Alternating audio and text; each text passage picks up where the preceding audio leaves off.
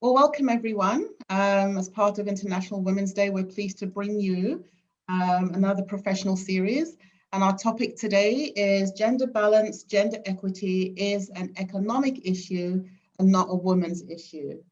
I'd like to take a moment to introduce our panel to you. So we have Nicole, we have Selena, we have Patricia, we have Diana, we have, I think I said Selena already, and Nicole. And I'm just going to take a little time to give you a high level of their bios, just so you know a little bit more about their background. So I'm going to start with Patricia. So Patricia Marwa is the Executive Vice President of Silver Trust Media and Afro Global Television, as well as the host of Planet Africa. She has directed and produced over 15 television programs, including The Visionaries, The Golden Button, and Standing Ovation. Patricia is the writer and director of Afro Global Television News, Drama, and Mobile Palace. She is the associate publisher of Excellence and Vision and Destiny magazine.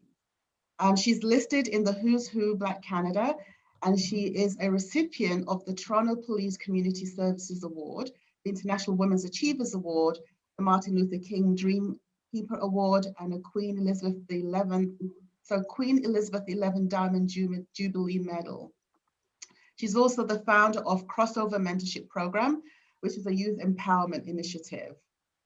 Diana D'Souza is an international leader, currently serves as president of Access Empowerment Council, a global foundation she started in 2012 after retiring from a 38 years distinguished career at the Faculty of Medicine, University of Toronto.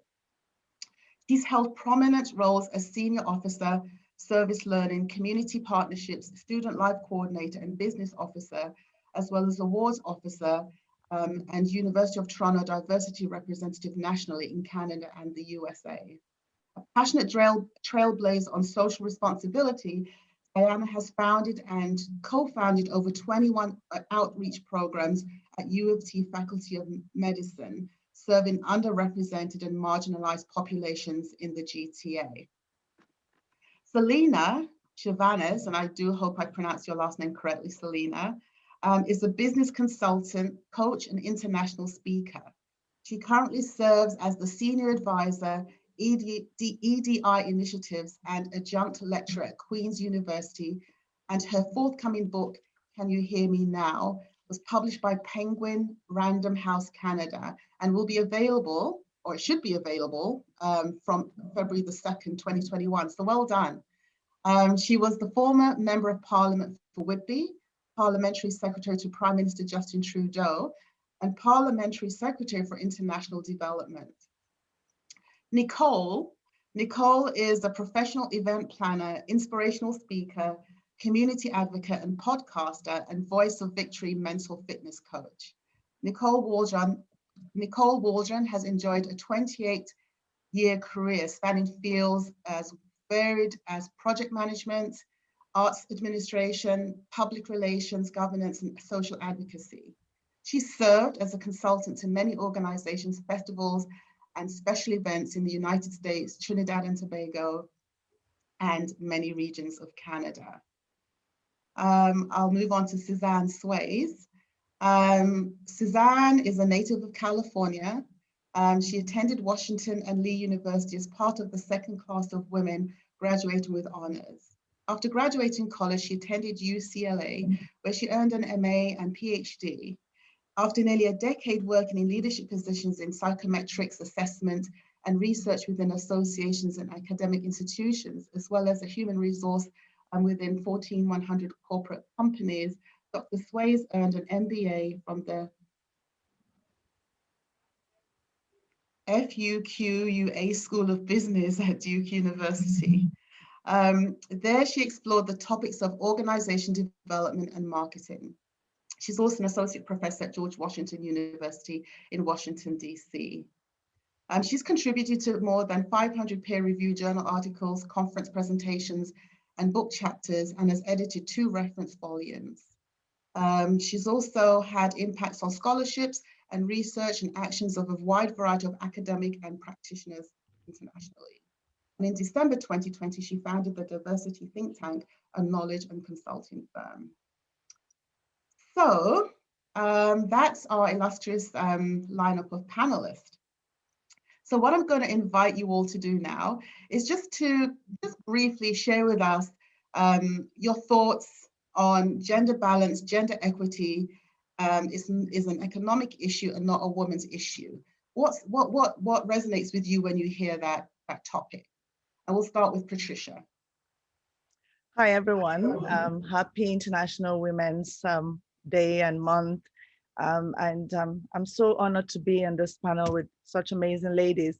Now, women's rights are human rights. I mean, we've heard that said, and I believe that anyone marginalized in our society is all of us actually so changed. Having said that, when women are given equal opportunity to thrive, it helps the economy in so many ways. There's increased GDP because these women end up paying taxes and contributing to the economy. And there's also increased labor market activity, especially in developing economies like Africa, where there's microfinance, the microeconomy where women do like petty trading and things like that actually contributes immensely to the GDP. And then there's also increased competitiveness, because I think that men have had the opportunity to play for so long. And when you see a woman arrive on the scene, all the men kind of button up their jackets and try to kind of, say, okay, you know what? If this woman can do this much, I'm supposed to be doing better. And I tell you, women, when given the opportunity, they usually surpass their male counterparts. For instance, if you look at countries that are ruled by women, how they've handled the coronavirus pandemic, it's better. Like Norway, Germany, Taiwan, and these countries are doing better overall. So when women are given the opportunity, they actually take things to another level. And also it diversifies the economy, which leads to a more robust economy. I think the women have worked so hard and paid so little for too long. I think it's time for us as women to demand equal opportunities as our male counterparts, because clearly we bring something unique to the table because we're natural multitaskers and we're very hardworking. And the world has been ruled by men for so long, and that's why we have so many issues. I'm not saying that men are not doing a good job. They are doing a good job, but why don't we just try another thing? Because whoever has been leading for so many years in some countries, a lot of the countries are going through a lot of difficulties. And I think it's because the leaders have not been doing a good job. And most of the leaders are men. So it's time to give women a chance. And I think we'll do a pretty good job because we're amazing. Thank you so much for that, Patricia. And we're going to actually talk about women leaders in their various countries a little bit later on. So thanks for kind of starting that conversation for us. Selena, over to you. Any thoughts? What resonated with you in regards to the topic? First, I do want to thank the BBPA for inviting me to be on this panel and everyone who has been involved in the coordination. Thank you to my fellow panelists. I do want to say that I'm speaking from my home in Whitby, which is the traditional territory of the Mississaugas of Scugog Island, Williams Treaty Territory. As we come out of Black History Month and into International Women's Week, it's important that we join solidarity with our Indigenous brothers and sisters who are fighting against oppression and racism and join forces with them in that endeavor. When we think about, so Patricia totally brought the heat when it comes to the economic issue around equity. And it's not just equity. I think we need to steep this a little bit deeper than just gender parity, because we know that, for example, DEI, diversity, equity, and inclusion is a multi-billion-dollar industry, but yet we do not see Black and Indigenous women in particular benefiting from some of those investments. So when we think about this question about parity, or when we think about this question about equity, we have to do it from a multiple intersecting lens, or an intersectional lens. And so I'll reference two reports that McKinsey and company have done over the last little while. The first was done in 2019, looking at the racial wealth gap and the cost of inequity in the United States, which they equated to $1 to $1.5 trillion by 2028. That is 6% of the US economy. When McKinsey did this report a few years ago, looking at giving women the tools to reach their full potential, as Patricia alluded to earlier, they quantified that at up to $28 trillion. When we think about our intersecting identities, I've given two numbers in the trillions of dollars. When we look at those two buckets, in terms of, you know, the women on this screen, we are talking of upwards of $30 trillion in our potential.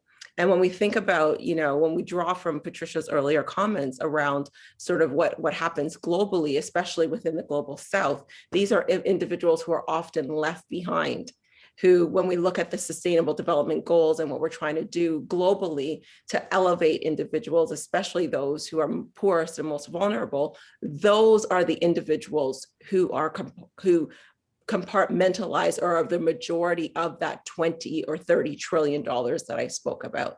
So this is not just about an issue of ensuring that there is parity. This is an issue of ensuring that there's equity.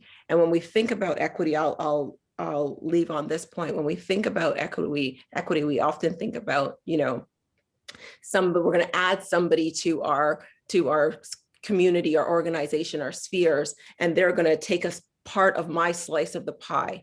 And that's not how equity works. Equity works by joining our forces together to ensure that we bake a bigger pie, that everybody gets a slice, and therefore everybody eats.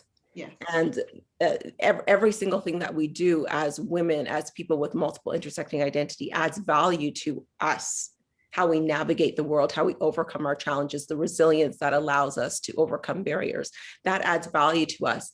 And that is the asset that can be leveraged to ensure that that 28 trillion, that $30 trillion is not left on the table at the end of the day, and that nobody is left behind. Wow, thank you. That's so true. That's so true. I'm going to quickly move to Suzanne or Susan, just for your thoughts on that, and then Nicole. So yeah, there you go. Thank you, Selena. So recently reading the current report about women's pay equity. I think many of us have seen it. Black women make 64% of what white men make. So working 40 hours a week, toiling away, all my education, all my efforts result in 64%. So if he's making 100,000, I'm making 64,000, and it compounds over time. So retirement is based on your salary, right? Your investments are based on your salary. So if you start off at a disadvantage, the disadvantage just continues, it actually compounds. And there's no way to fix it until you actually fix the inequities. You can't just all of a sudden say, everyone's going to be paid the same going forward, because the inequities from the past need to be made up. So there's a lot of ground to be gained. If we look at what happened with the COVID crisis and continuing to happen, the number of women that have been left out, left behind, the estimate will take 10 years to get us back to where we were as women. 10 years to where we were. I don't want to be where we were. I want to be where we should be. Yeah. Which is equal, because we're doing equal work. Actually, we're doing more because we're raising kids. We're having kids. We're raising kids. We're raising nations. And we actually should get more. So I agree with everything that has gone before us.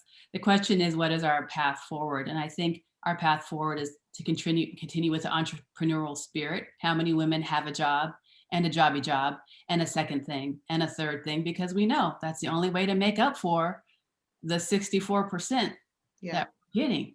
So there's a lot of work to be done, but I would love to see a group of women such as this one, even if I'm just a fly on the wall, make our own determination of what it should look like, a 3-year plan, grow it, build it, and do it. Because I think the top-down approach, I don't know that anyone's ever going to give enough power, privilege, and profit away to where we actually are equal. If we're equal in amounts in terms of the population, but we're getting less of what is earned. Yeah. There is no way that is sustainable, and if there's no way that it's good for any nation. Well, you've just thrown out a challenge there, Suzanne. So see if you can garner that and create that coalition and get that work started. Everyone heard you say it. Nicole, your thoughts, please. Oh, my thoughts. This is such a robust topic. I just want to say good morning to everyone, or good afternoon, depending on where you are and when you're listening live and on the replay. I'm just so honored to be among such esteemed panelists. And, when I look at the audience, and so, I was doing some research because I had to think on this, because if we recall, it wasn't 2016 was like 100-year mark since women actually were allowed to vote. You know what I'm saying? In a provincial election here in Canada. So, and in Saudi Arabia only granted it in 2011. So the statistics around the world are really quite interesting. So as we think on this topic, which is one I know we can talk about for like a day or more, we could probably have a whole week conference on this. And as I reflect and I speak with others to do the research on the things that are the common theme that comes out for me is gender equality, as we know, is not just a woman's issue. It's a human issue. It's an issue that affects everyone. We really have to ask ourselves, can gender equity happen without men? And, I really don't think so. For we need the men to use their power to be effective advocates, to open doors, provide the seats at the table authentically. We need them to engage boys and their peers as supporters, as allies in the fight for gender equality. This would also require the engagement of and the participation of foundations, companies, governments, families, NGOs. There has to be like a mindset shift around the world. And this will really require us to address some of the barriers that we are actually facing across the gender spectrum. And there's so much misinformation out there and around the world, on the role of women and men. I think we also need men not to operate from this place of fear. I think feminism has put some of them in this fear basket, and we really don't call that elephant in the room. Some of them are afraid that we want to like take over their place and not understand that, we just want an equal place at the table. There's going to have to be some shifting of some behaviors. And this is going to be, I think crucial for equality. Because, we as women are sometimes seen as a threat, and we have to recognize that. And men have to recognize that, we don't want to take over their place. We don't want to do that at all, but they have to recognize that they're moving in fear. And we also have to socialize girls to believe that they have leadership, that they can lead, that, they can be part of the conversation, and that they're valuable. And so as we go into more of what we're going to talk about today, because we have some really interesting questions, it's going to be interesting to hear my fellow panelists, what's going to come out of it. It's going to be really a juicy, meaty conversation. So I'm going to throw back to you, Carmen. Thank you. Just a couple more high-level thoughts then from Diana. Yes. Diana, hi, how are you? Well, thanks, Carmen. And I just also want to add my gratitude for being part of this panel, to the BBPA, and particularly to Fran Del Sol, who has been a long-standing mentor in our lives. I guess I believe that women have a huge role in influencing change. I think women, as Selena put it well, we're all part of that pie.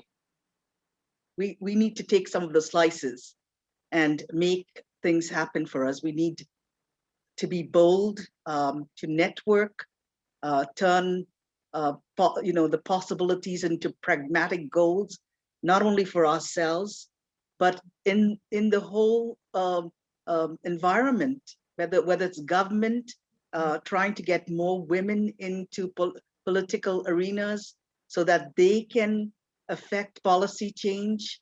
We need to check out our own values, in a sense, and how do we start to make an impact within our family environments, to be role models, to mentor others, to ensure that we're not ignored, and to ensure that our own missions and the corporate missions ensure that we are all part of that paradigm of success. So, this is very important for all of us to take action and to reduce gender biases in many ways, and to be a strong voice for change. Thank you. Thank you very much. And last but not least, Selena, if you would just give us your thoughts, and then we'll move straight into the next segment. Thank you. I think I already did give my thoughts on this. Oh, not Selena. I'm sorry, not Selena. I meant, is it Nicole? No, I think we got all of us. I think we got all the Is panelists. that 5 Yeah, people? yeah. One, Yeah. two, You three. got us all. Okay, great. We're good. Thank you very much.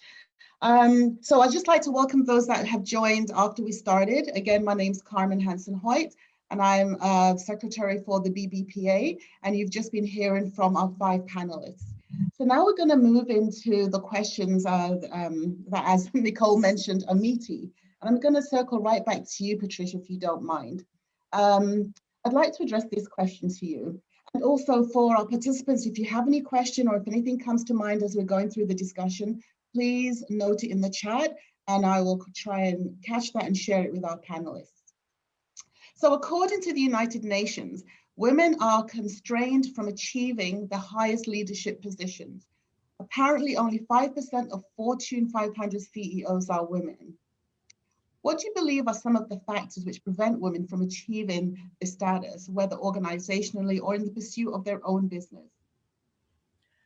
Yeah, thank you, Carmen, for that question. The whole issue of the limitations that women have to go through, the barriers and the fences and the invisible and visible walls, stems from the patriarchal system. Because think about it, society is actually entrenched in this whole system of patriarchy, where the woman has certain roles that they're supposed to play and men have certain roles.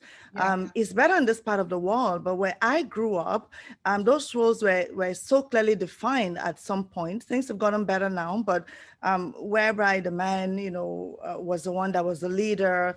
If you see, people having some sort of a group or event, the natural leader that will be chosen is a man, even if the woman is the one that has all the know-how and the leadership qualities. So the root is in that patriarchal system. And then, over the years, that has actually eroded other parts of society and kind of, it's like a cancer, it has spread. And even in offices, in church, in all spheres of life. So women are now, sort of, in spite of all these limitations, saying, we have to raise our hands to be counted, we have to have a seat on the table. But I think that this is where the root is.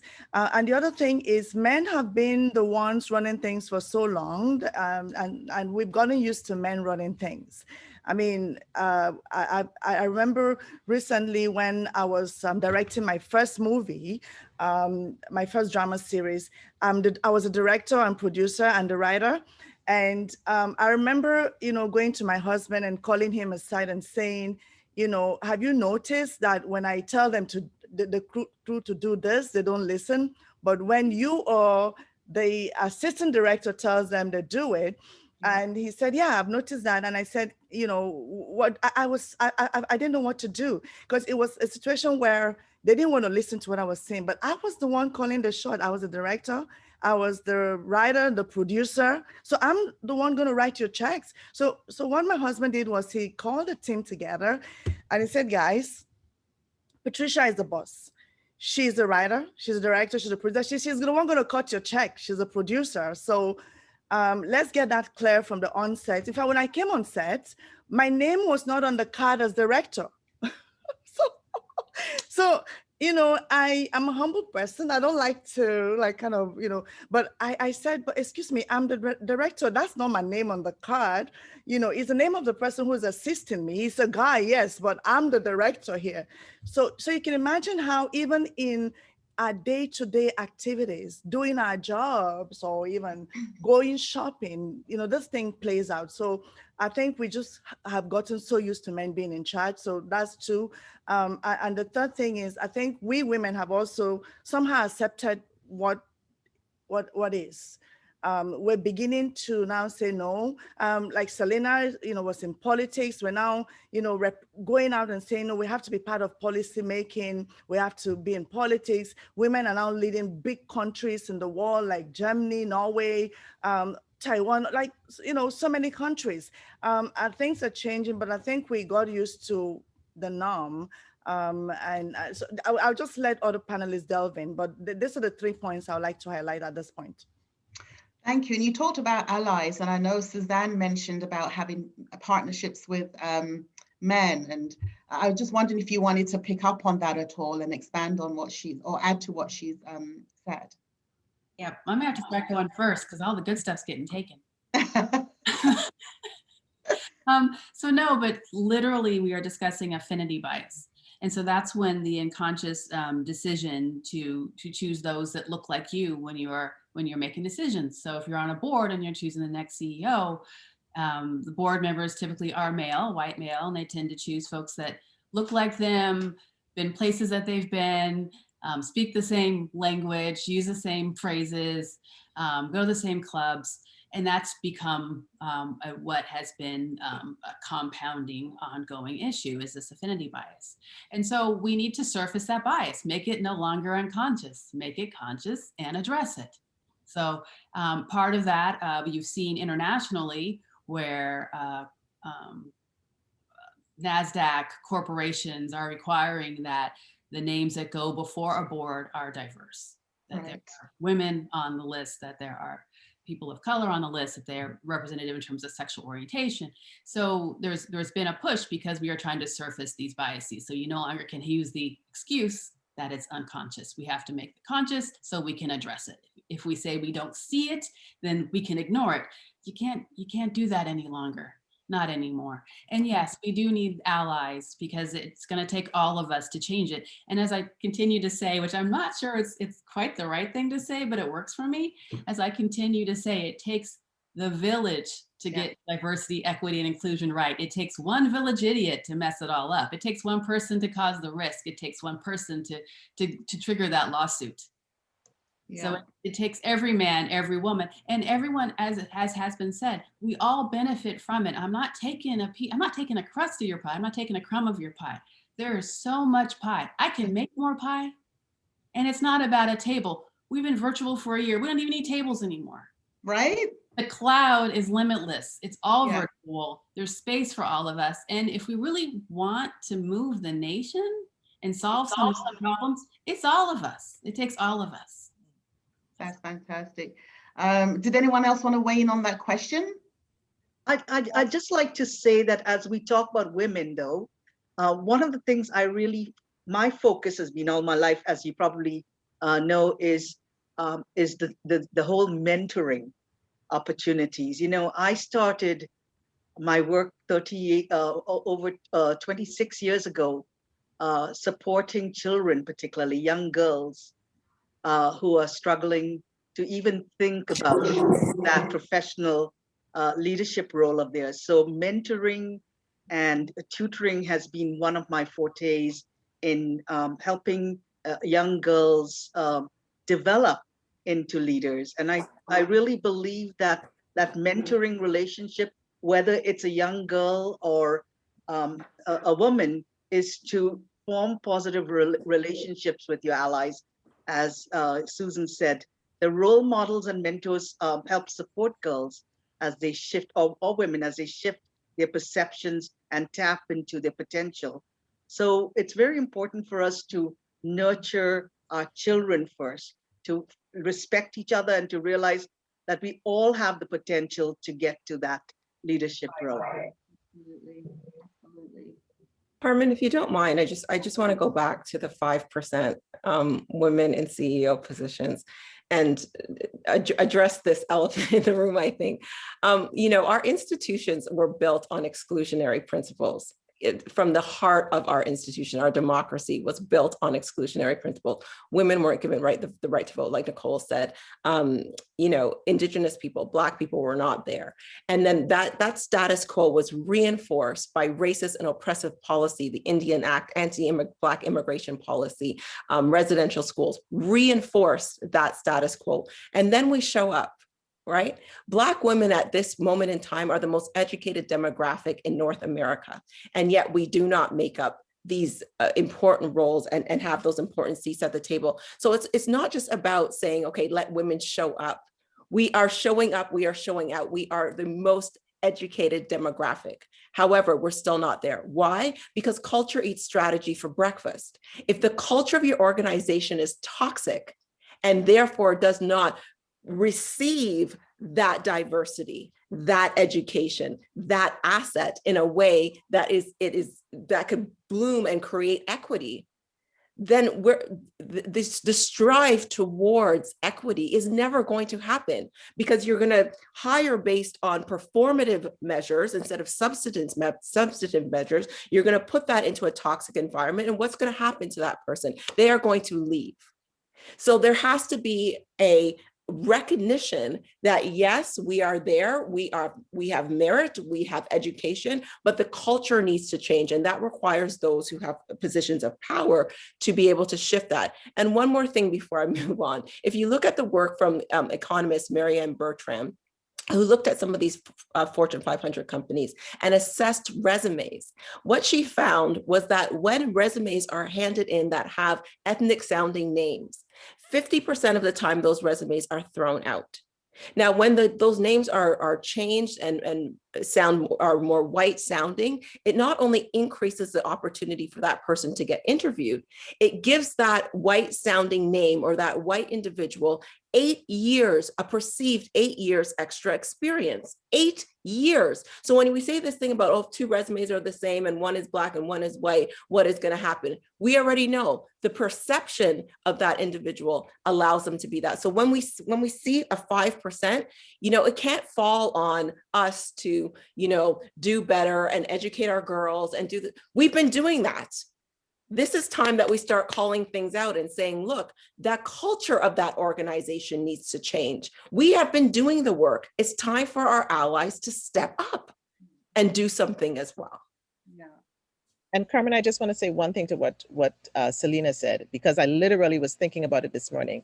We need like a resume system like The Voice, where it's a number, it's not a name. If we went through the first phase, I don't know how they would do it, but imagine if we just sent in resumes at the first phase for a job, we would really test and see that a lot more women and women of color would get through the door. So that's something the system has to change, and the system is not broken. As we know, the system is working the way that it was designed to work. This wasn't a question that was on there, but I'm going to just throw it in there anyways. In recent times, because of recent happenings, there seems to be a shift. And a lot of people are saying, well, why now? But do you see this shift in mindset, in wanting to shift that dial as we're talking? Do you see that shift, or is it just talk? I know that I've tried to, I've seen turnover. I've reached out to organizations that are starting to do BIPOC work, and everybody is swamped. Is that an illusion? Is there a shift? Are things changing? Or is that a smoking gun? What do you think?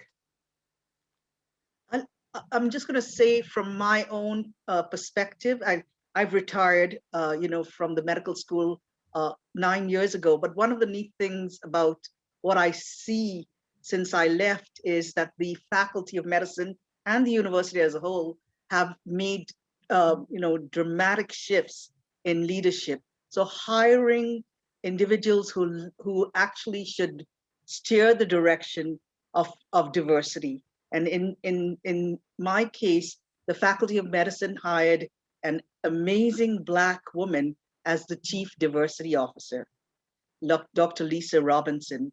And she then got promoted not only in diversity, but in equity and inclusion as an associate dean, and more recently as vice dean, to look at not only the data of the whole faculty and the health sciences purview, but also ensuring that there needs to be change in the spectrum.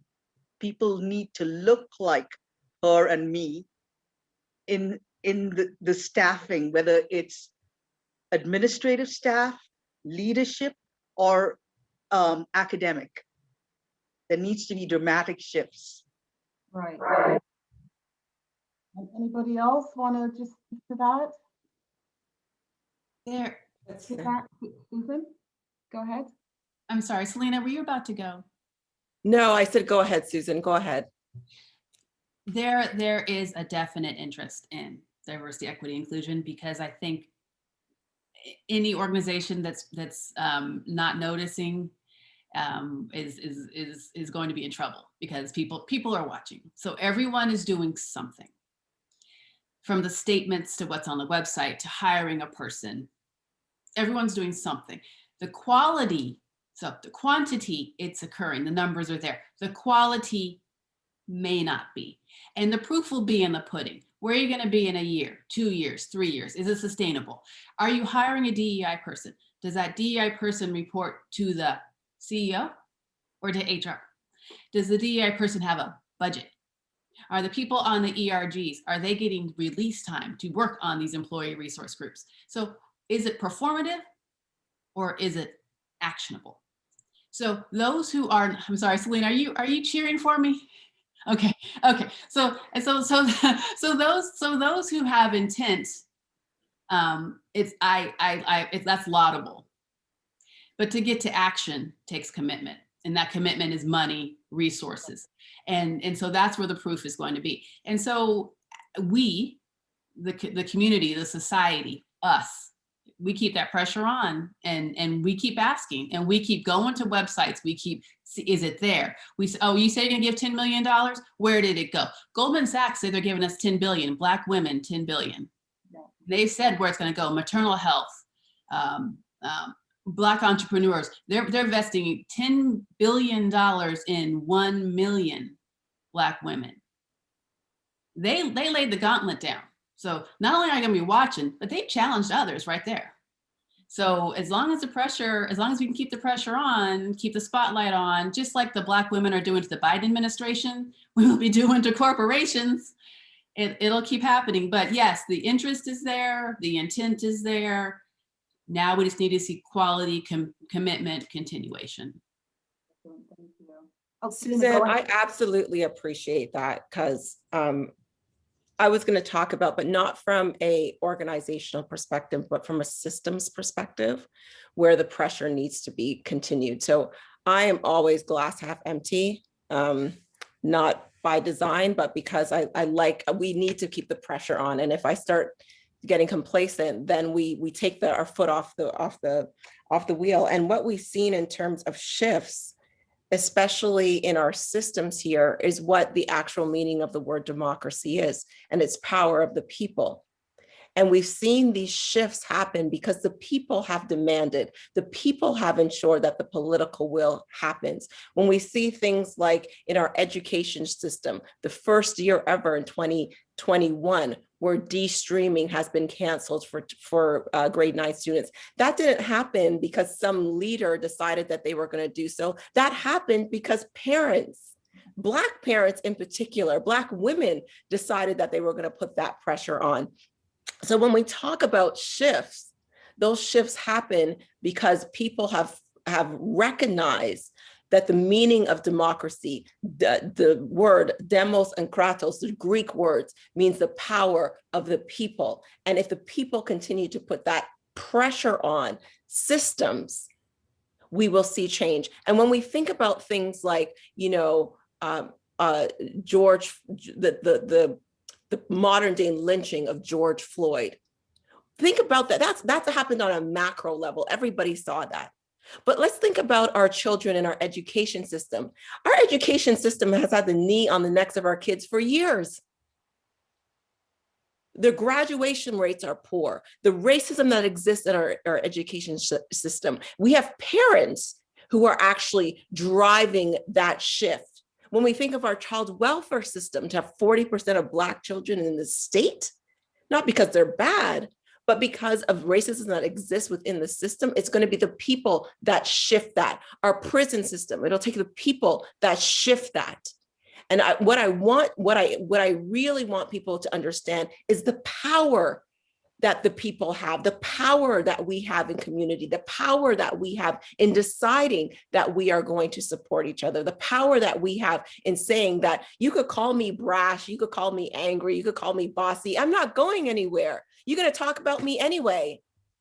So you might as well be talking to me about something that's good. So we just need to keep pushing. And we also need to decide, I think, Carmen, that we can't select which people that we're going to decide to support in this shift. Oh, Selena too loud, so we ain't going to support her. And this one too soft, so we ain't going to support her. This one's a conservative, so we ain't going to support her. This one's a, y'all, we just Black. Right. Let's just get it straight. So it's either we're going to do or we're not going to do. But if we're not shifting, if we are not shifting, ain't nobody going to shift, because like Nicole said, who said this? Suzanne, sorry. The top-down approach will not work. People like to stay with their power, privilege, and profit. They're not going to walk away from that. That was profound. Yes. They're not going to walk away from that. And I just want to jump right in there because, you know, we're on fire, and I'm going to take like 30 seconds with this one here. Move on to our next question. Go for it. 30 seconds with this one right here. Yeah. The accountability word, that accountability, because people are doing it. And I'm sitting on corporate boards right now that, you know, and I'm seeing shifts are happening in big organizations. But one of the things when they come in and they do the, you know, the anti-Black racism strategies and stuff, he says, if you do not put the accountability measures in there that are gonna, you can do all the training you want to do. Kojo Institute is going in and doing training all over the place. But if you're not doing the accountability part, and stop being offended. And we have to stop being afraid to use our voice. I may not have the same education as Selena. Selena may not have the same education as you, Carmen. It really doesn't matter. Your voice is important. Every voice has a frequency, and a frequency for somebody. So use it and don't be afraid of the risk. We have somebody like Justice Donna McLeod who took a risk. And so, you know, people are saying, well, can I advocate? Yes, you can. You better advocate, because otherwise you will just move in fear and we'll be back to ground zero. That was my 30-second, 45-second thing. All right. Joan Pierre has a question, and I'll take this question and then we'll move to our second question, because that's really important also. I know Selena had mentioned about the different leaders that we have across the world, and I'd like us to talk about that. But Joan is asking, can you explain the difference between gender equality and gender inequality, especially for the younger generation, just so it's clear? Did you want to try and take that one, Diana? That's you know, pretty broad question. What gender equality versus gender inequality? Joan, are you there? Would you like to just voice your question just so we get it clear? I don't know if she can come off mute. Could you repeat that question? Sure, I'll repeat it again. It says, can you explain the difference between gender equality and gender inequality, especially for the younger generation? Is there a difference between gender equality and gender inequality? Well, it's a broad question. What is you know, gender inequality? Again, to me, gender inequality means that we need to focus on women, on young girls, because in our leadership system, if we're thinking about leadership for women in our leadership system, how do we promote the opportunities, both mentorship and building relationships with adults, that we promote with young girls? Boys will always be you know, put forward by their dad. Let's go fishing, let's do something. But girls often will come on, let's go in the kitchen and bake a cake.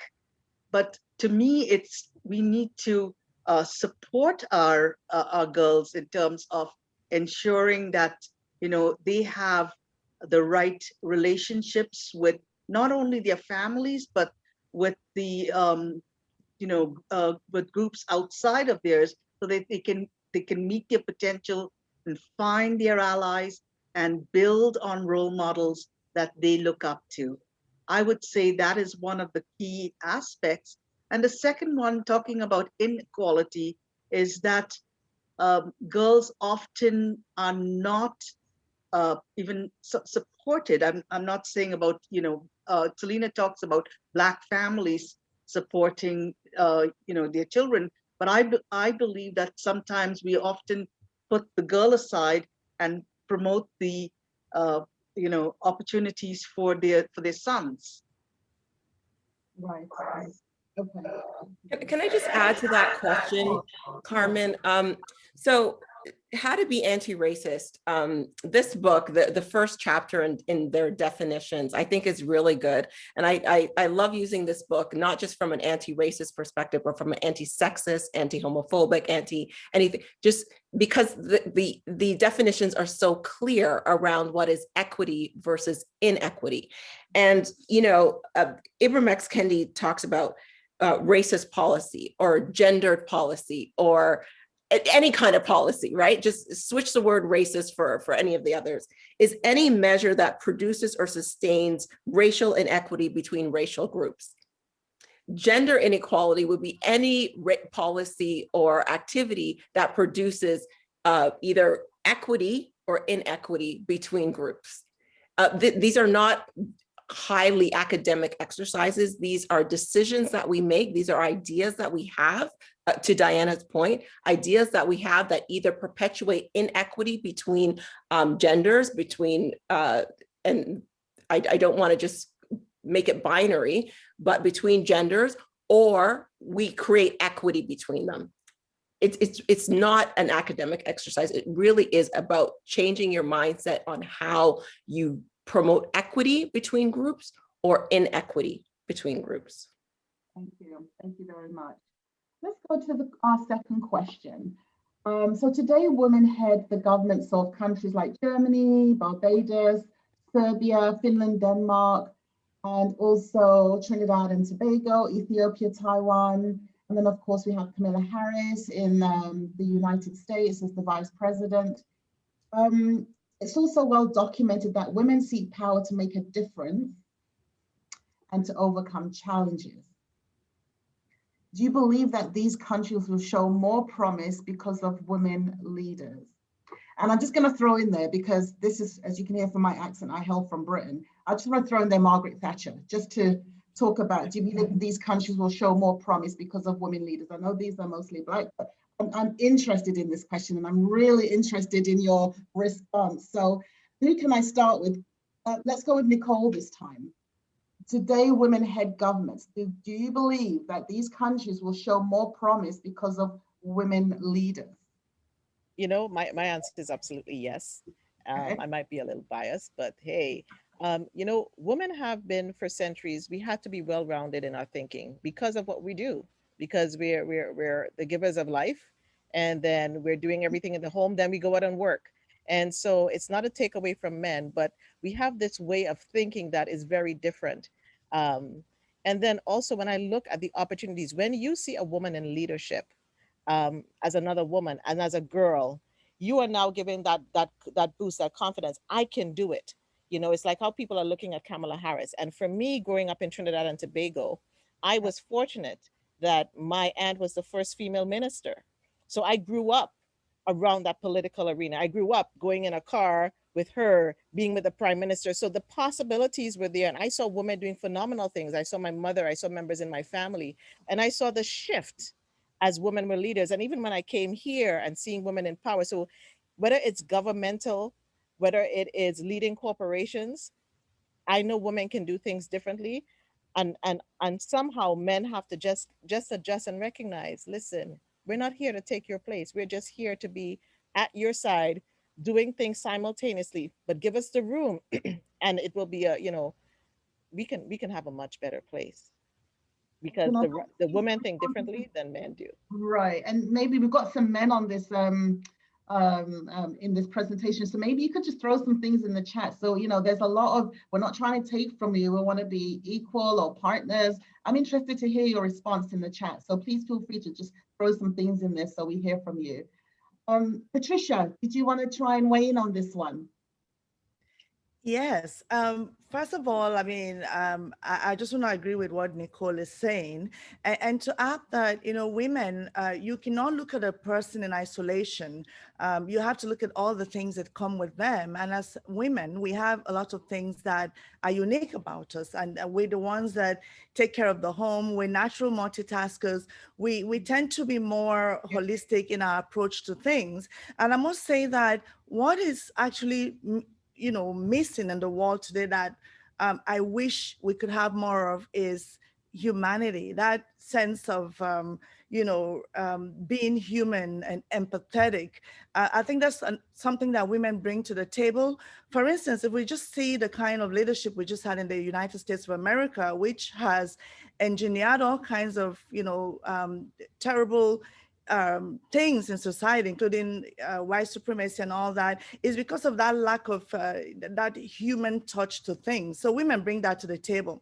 As I said earlier, if you look at how the pandemic has happened, and countries that are led by women have handled it better. Even here in Canada, women are the forefront of leading our healthcare system. And in PI, here in Toronto, you see the women are taking charge and doing well.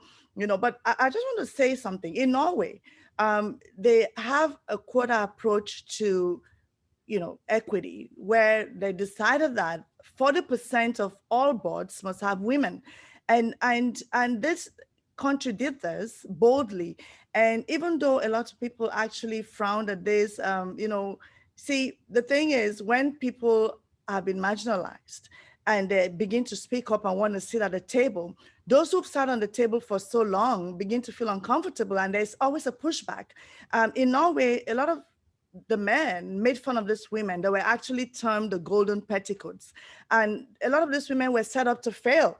So for me, when we look at equality, I kind of tend to prefer to use the word equity, because equality is, let's be equals. Okay, if you have a male washroom and a female washroom and they have the same things inside the washrooms, that is equality. But if you have two washrooms, one for men, one for women, and the one for women has, makes provision for sanitary makes provision for women to take care of their sanitary needs, and the one for men makes provision for men to take care of their unique needs, then that's equity. Equity is actually saying that I want everyone to succeed no matter where they're coming from, even if they have limitations, recognizing that not everyone is at the same level. Equality is not caring if people have limitations and saying, hey, here you are. I tell you a classic example from my industry. A few years ago, the government decided that, for a production to receive government funding, a certain percentage of the creative critical roles must be held by women. But guess what? Yes, women have been given an opportunity. Now producers are going around looking for women in these positions, but the women have not been prepared for this position. And that's because money was not spent to make sure that women are trained. Because the thing is, if most of the directors are men, and women don't see themselves as directors and they're not aspiring to be directors, you can't just get up one day and say, okay, we want 40% of this position to be held by women.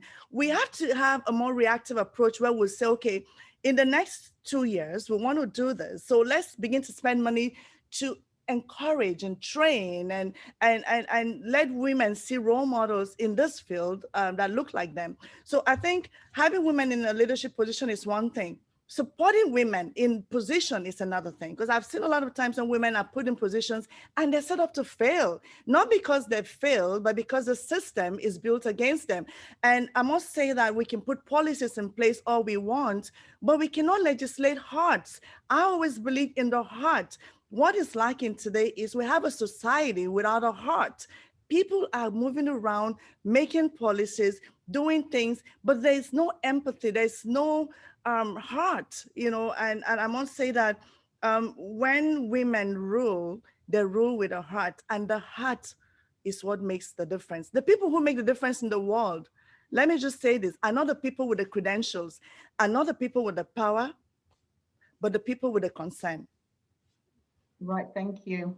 Check out the chat. There's a few responses to your comments. Just in the interest of time, maybe you could have one more person weigh in on that comment, and then I want to get to our final question. I'd love to hear Selena speak about it, because she was a political leader, and I would love to hear her views. Okay. Please go for it, Selena. So I think that that Patricia really encapsulated a lot of the comments that were made, but we also know that when we add women to no matter what the industry or dynamic, things are going to be better. When you add women to security briefings, peace lasts longer. When you give women the tools in their communities, they return almost 90% of that investment back into their communities to ensure that those communities grow. When you add women to businesses and to boards, their bottom line, their return on that investment increases. So it's not anecdotal that when you put women in leadership positions, that the entire environment is going to change and be better. Based on how we govern, based on the things that we do and the things that we prioritize. And I just want to briefly pick up on the last point that Patricia made. Dr. Robert Livingston in the United States put together a really eloquent model for creating racial equity in workplaces. At the center, it's the PRESS model, PRESS. At the heart of that model is empathy. And I don't want that conversation around empathy to be lost in terms of how we govern, how we create equity in spaces, because it is critically important to ensuring that everything that we do going forward is steeped in that basic sense of humanity, in that basic sense of we could create more together than we can do individually. And I'll leave it there because I know we're running short on time. Yeah. But thank you, Patricia, for your response. You know what? Thank you, ladies. This has been amazing. And I really do hope that our participants got a lot out of our discussion today. If we could just wrap it up with, you share just one takeaway that, that we could take away from this discussion, what would that be? What would you want to leave with our participants, people that have attended the session today? And maybe I'll start with you, Susan. It's simple. Equity is a human right. So Okay. You're born into it. It is yours. We deserve it. We want it. We should have it. Everyone should have it. We should all have it. It shouldn't be based on the odds, whether you're born they say boy or girl, and you end up being a man or a woman. Yeah. Equity is a human right. Okay. Diana. I would say the same thing, that women are part of the human rights, and human rights are women's rights. So I feel that we need to keep on nurturing our children and also women, whether they are our friends or our allies, to continue to support and nurture them throughout their process in the workplace, but also during retirement, because women in retirement like myself need to continue to nurture my own financial goals as I take part in society. Thank you. I'm hearing mentor, empathy, allies. Patricia, what is the takeaway for us as we wrap up? I just want to say that, we do not need anyone's permission to be great. And as women, we have to continue to speak out until there's a time when there's, true equity, because the equity is not going to be handed on to us. We have to demand for it. When you see boards and they're all men, we have to speak up. When even in my organization, sometimes when we do these award shows, all of a sudden I just see all men and I'll be like, excuse me, there are no men. We can't do this. We just have to find the people. You can't just tell me that women are not achieving. So in your little corner, make sure that, it's been said that if you do not raise your hand, you'll not be counted. So my takeaway and my advice to us as women is let's raise our hands so that we are counted, so that we are relevant. The world is waiting for us to contribute our ingenuity to make it better, because men have been doing this for so long and it hasn't taken us too far. Maybe it's because we've been left out, but they're not just going to let us in. We have to let them know that we are supposed to be in, and we should be in, because we must be in, because we are an important part of this, society and humanity. Love it. Why not? I started saying, why not me? Why can't I? Why not? Like, right? Nicole, and then we'll wrap up with Selena. Nicole, over to you. What's the takeaway for us? I have a couple of takeaways. Okay. One I want to go back to is, diversity. When we see companies say that they have these really great diversity measurements and they're doing well in diversity, I think we need to actually stop and ask the question, what is your measurement? And I asked the company that one time and they told me they were just doing it based on one particular part. It was based on women. It wasn't even based on race and women. It wasn't everything. And so they thought they were diverse. So we have to think about those things. To our male friends and colleagues in position of power, you have an opportunity right now. If you believe and want equality and diversity in your organizations, you need to start thinking about how to promote and open doors for women. We as women are not asking for tokenism or special treatment. We just need the opportunity to come in and do what we do and do what we can do best with the qualifications that we have at the table. Thank you. And last but not least, Selena. So I would just say that equity is an economic issue. And to draw from Nicole's point, I think at this point, can't pick and choose who those economics go to. We need to be elevating and amplifying the voices of those who are often most marginalized: women, trans people, non-binary people. We tend to pick and choose who we select in that economic advancement. And I don't think that we could do that anymore. And I'll end with this: the rules that were created by someone's limited imagination has never applied to us, ever. So as we are going forward and creating what I think, full circle, what Suzanne talked about right at the beginning, a group of women who are going to go forward and create this plan. These plans are not made on written or unwritten rules, because we were never invited to write down those written or unwritten rules, so they do not apply to us. So let's make up our own rules. Let's charge forward in a way that we know will serve our community best. And let's take everybody with us. Wow. I don't have anything else to follow that, except can we come off of mute and just give everyone a round of applause, or do it in the reactions? Ladies, thank you so much. This has been so insightful, energizing, informative, and it's just been my pleasure to host this with all of you. And I just wish for all of us good things. Let's take it. Why not? It's ours. And let's pull together, right? We have a huge resource here, as Susan said earlier. Let's leverage that. Thank you, everyone, and enjoy the rest of your day. Bye-bye.